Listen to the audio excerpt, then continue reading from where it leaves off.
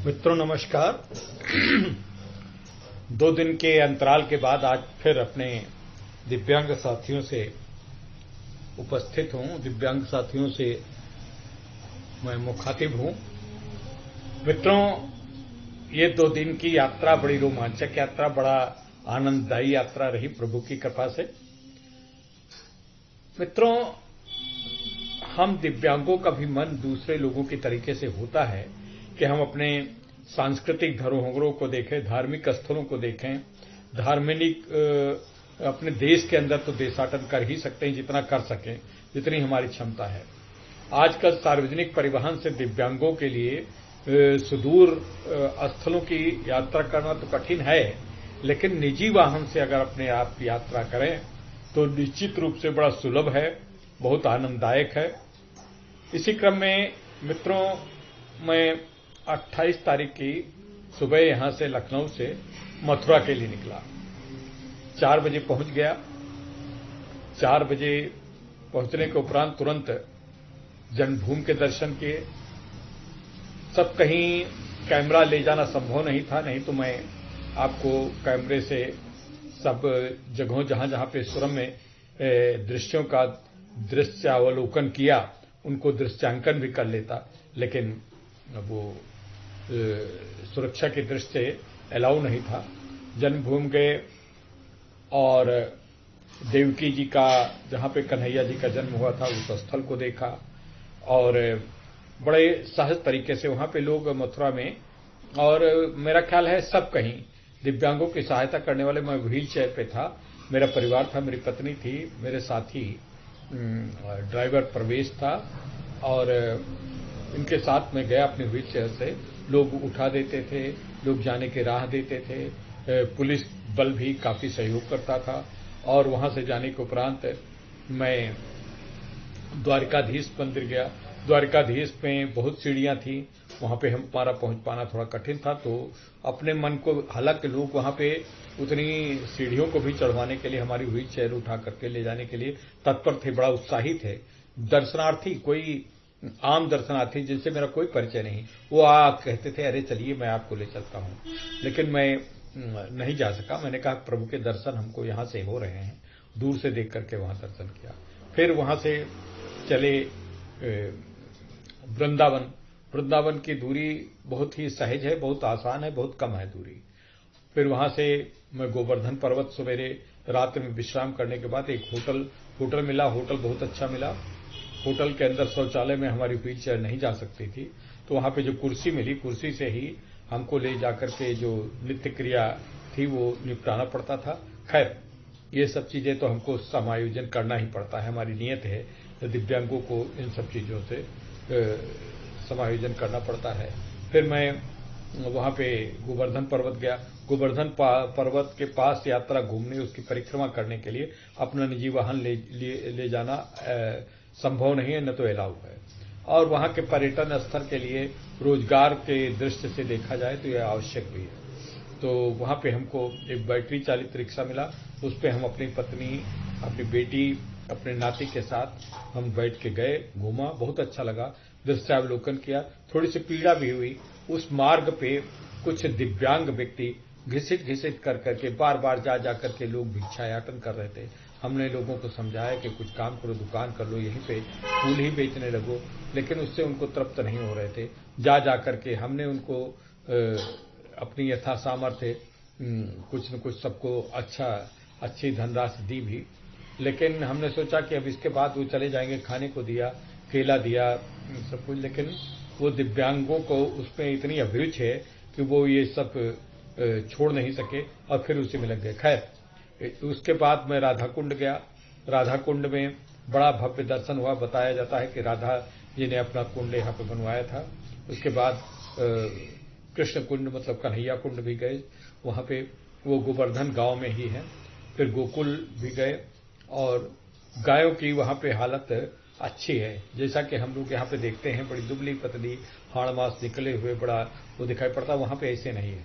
उसका कारण मुझे समझ में आया है कि लोग बहुत मात्रा में घास, पालक और इस तरीके के ले करके लोगों को बेच रहे थे। तो वहां पे जो राजस्थानी, गुजराती और जो पर्यटक आते थे, विदेशी पर्यटक भी, वो ले ले करके गायों को खिला रहे थे। तो इससे हमको लगता है कि गाय और सांड वहाँ पे बहुत है और उससे उनका लेकिन बड़े श्रेष्ठ बड़े वो।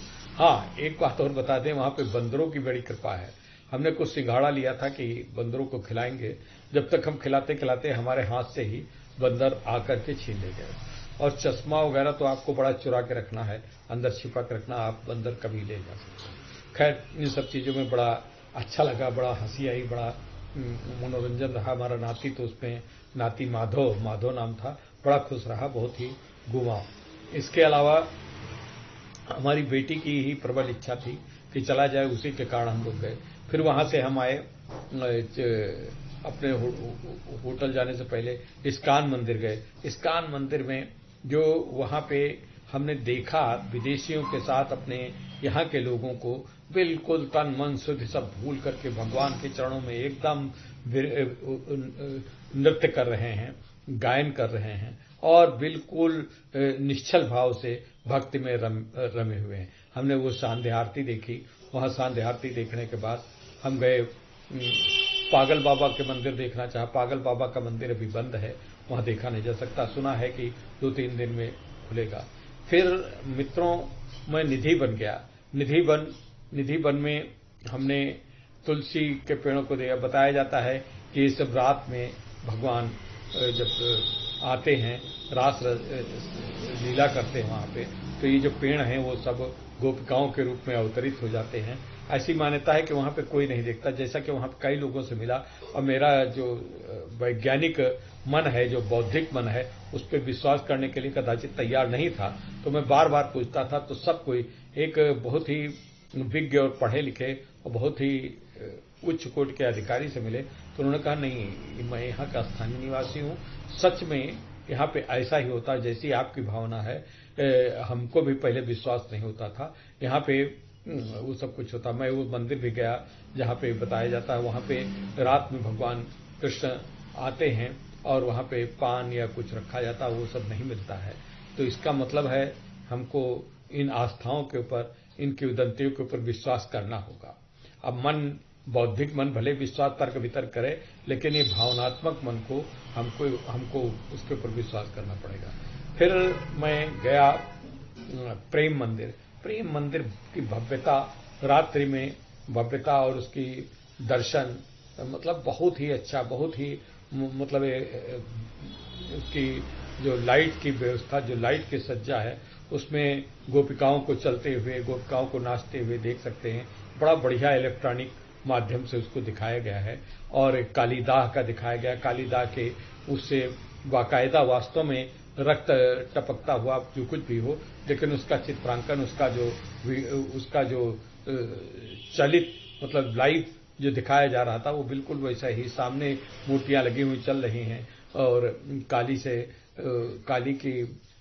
कालीदाह जो हुआ है, उसके भगवान उसके फन के ऊपर कृष्ण जी नृत्य कर रहे हैं। वहां पे उसकी काली की पत्नियां, रानियां, पटरानियां सब वहां पे अनुनय विनय कर रही हैं, हाथ जोड़े हुए खड़े, बिल्कुल वो मूविंग रूप में वो मूर्तियां दिखाई पड़ रही थी, चलते हुए, करते हुए। बड़ा अच्छा, ये साइंस का धर्म के साथ तादाद में बहुत ही सुंदर तादाद में है। और इसके बाद मैं जो है वहां पे एक अंदर कई और मंदिर भी देखे, जिनके सबके पूरा विवरण दे पाना तो समय की दृष्टि से कठिन है। मैं ये बताना चाहूंगा कि दिव्यांगजनों को भी जो सक्षम है, उनको धीरे धीरे किसी न किसी रूप में। और एक बात मैंने देखी वहां पे ब्रजवासियों ने, और जो उन लोगों जिनसे हमने रोका, मैं तो खैर कोरोना का मापदंडों का पूरा पालन कर रहा था, मास्क लगाया था। आप हमारे अभी वीडियो देखेंगे, उसमें दिखाई पड़ेगा, लेकिन वहां पे कोई मास्क का या डिस्टेंसिंग का कुछ पालन नहीं करता। मैंने इस पे आपत्ति उठाई, पूछा, कहीं यहाँ इतना बड़ा कोरोना चला गया, कोरोना काल में किसी को कोरोना नहीं हुआ और न यहाँ पर किसी को बीमारी हुई, न कुछ हुआ। जो मृत्यु हुई या जो भी बीमार हुए, वो अपनी स्वाभाविक मृत्यु से हुए, कोरोना से कुछ नहीं हुआ। अब उनकी ये आस्था है। अब वो कहें कि इस पे हम मास्क लगाते हैं तो और ज्यादा बीमार हो जाते हैं, हम मास्क नहीं लगा सकते। बहुत कहा, पुलिस वाले से, जो जन्म स्थल पे पुलिस वाले थे, वो भी बैठे थे, मैंने उनको टोका, मैंने बताया कि आप लोग तो कम से कम मास्क लगाए। कहना अरे सर यहाँ पे कोई मास्क लगाने की आवश्यकता नहीं। तो अब ये सब बातें हैं, लेकिन मेरा मानना है कि मास्क और इसको कोविड-19 के मापदंडों का पालन करने से कोई नुकसान नहीं होता है। इनका तो पालन करना चाहिए। आपको नहीं होता है तो अच्छी बात है, लेकिन अगर उसको पालन कर ले तो क्या होने थोड़े लगेगा, और अच्छा हो जाएगा। तो इसलिए उसका पालन करना जरूरी है। फिर इसके साथ साथ हम सवेरे गए, होटल के लोग, वहां पे होटल ही एक व्यवसाय है। बता रहे हैं कोरोना में सबको बड़ा नुकसान हुआ, सब बड़ा 4-5 महीने ऐसा वहां पे हुआ कि लोग गवर्नमेंट के जो गरीब पंडा थे, गाइड थे और जो रिक्शा चालक थे, बैटरी चालक रिक्शा थे, वो सभी लोगों से मेरी बड़ी व्यापक वार्ताओं का तो यहाँ पर हम नहीं दे सकते हैं, लेकिन उसका सार था कि 4-5 महीने में बहुत हो रहा है। वो कह रहे थे कि अब 4-5 दिन से यहाँ पे कुछ रौनक धीरे धीरे लपट रही, क्योंकि कल पूर्णिमा थी, परसों पूर्णिमा थी, उसका दीपदान वगैरह होता है, तो वहां पे इस तरीके का वो था। अच्छा, और मित्रों, हमने यमुना जी में विहार भी किया, यमुना विहार किया। वहां पे ये सब पूरा नाव से हम घूमे, बड़ा अच्छा सुंदर बड़ा दृश्य। हाँ, यमुना जी थोड़ा स्वच्छ अब हो गई है। अब स्वच्छ बता रहे थे कि पहले तो बड़ी गंदगी थी, लेकिन अब यमुना को भी स्वच्छ किया जा रहा है। तो मित्रों, हम उसके जहां जहां संभव हुआ है थोड़े थोड़े से वीडियो लाए हैं, उनको वीडियो हम आपके साथ भी शेयर करना चाहते हैं। 2 दिन इसीलिए, 3 दिन हम वीडियो नहीं दे पाए। हमारे मित्र मनोज गुप्ता ने बड़ा अनुरोध करने पर उन्होंने अपना वीडियो डाला, क्योंकि वो उसमें इन्वॉल्व थे तो वो वीडियो डालना नहीं चाहते थे, लेकिन डाला। और मित्रों, एक बात और बताएं, परसों यानी 3 तारीख को जो है 3 तारीख को विश्व विकलांग दिवस है। आप सभी लोगों का आमंत्रण है, आइएगा, जरूर आइएगा। बक्सी का तालाब पे है, बक्सी तालाब पे पंचम मैरिज लॉन में है, वहां पे आप लोग आइएगा, 12 बजे से है। और हाँ, लेकिन जिनके जुकाम बुखार या कोई स्वास्थ्य संबंधी वो है तो कृपा करके वो ना आए, क्योंकि वहां पे बड़ी सख्ती से हम लोग इसका पालन कर रहे हैं कि बीमार व्यक्ति को प्रवेश नहीं देंगे। तो इसलिए कृपा करके आप जो स्वस्थ हैं वही लोग आने की कृपा करें। जय जय जय जय हिंद, जय राधे, जय कृष्ण, सभी का सुखमय। और वहां पर एक बात और थी, हिंदू मुस्लिम एकता का भी बड़ा प्रतीक देखने को मिला। काफी मुस्लिम लोगों से बातचीत हुई, वो भी वहां पे घूमने आए थे, वो भी वहां पे सब चीज देख रहे थे और बड़ा कह रहे थे कि हमारी ये विरासत है और हम यहाँ पे बड़ा खुश रहते हैं और हमको कभी वो नहीं हुआ। मैंने एक मुस्लिम टी स्टॉल पर भी जाकर के देखा, वहां पर भी लोग चाहे और वो भी राधे राधे कहता था। तो इस तरीके से सांस्कृतिक और सामाजिक एकता का भी प्रतीक है हमारा ये वृंदावन और मथुरा। और सभी लोगों को देशाटन धार्मिक बाध्यताओं को भी मानते हुए अगर उसको हटा दें तो सांस्कृतिक रूप से इन जगहों का देशाटन जरूर करना चाहिए। नमस्कार। आगे आपके वीडियो कुछ है वो देखिएगा। चलिए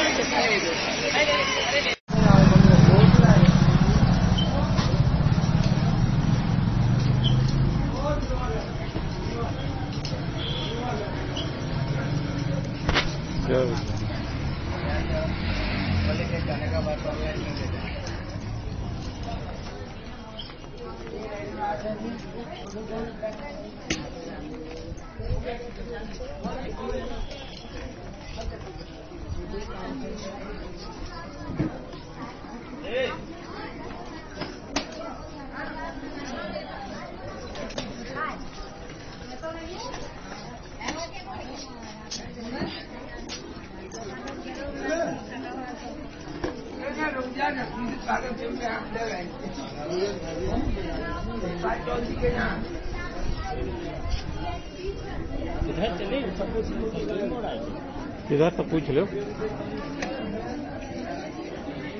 राधा कुंड की तरफ किधर देख के ये देखो बहुत है।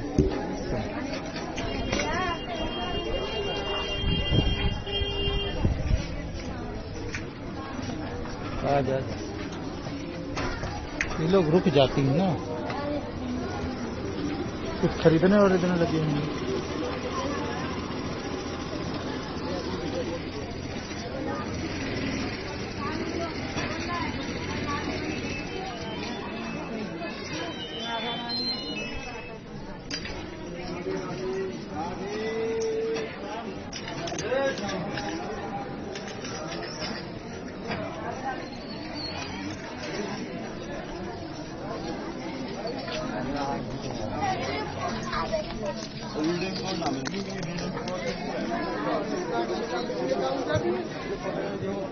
रुके गए, कहा उधर चली तो नहीं गई,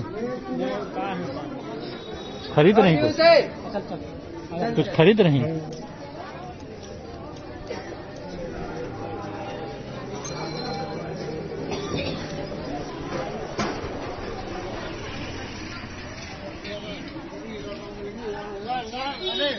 इधर मुश्किल मिलेंगे। चलो आगे चलो।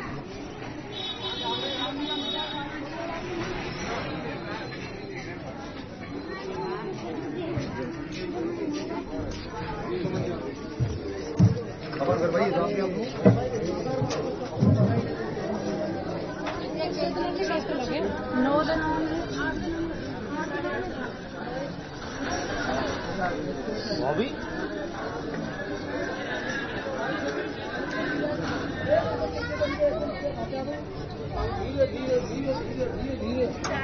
भाई जगह पर पूछो